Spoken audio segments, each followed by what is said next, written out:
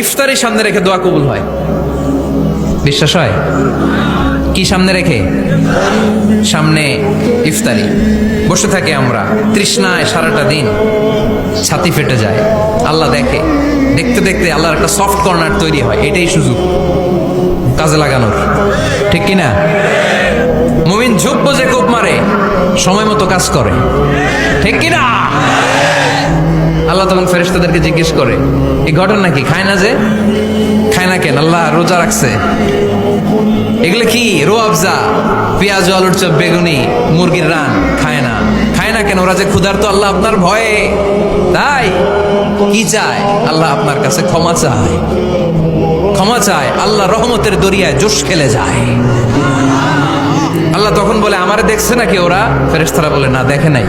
আমার জান্নাত জাহান্নাম দেখেছে? না দেখে নাই। আমারে না দেখে, জান্নাত জাহান্নাম না দেখে আমার এত ভয় করে? যাও, আজকের এই রোজার বিনিময়ে এখন বান্দা যা চাইবে সব কবুল করে নাও।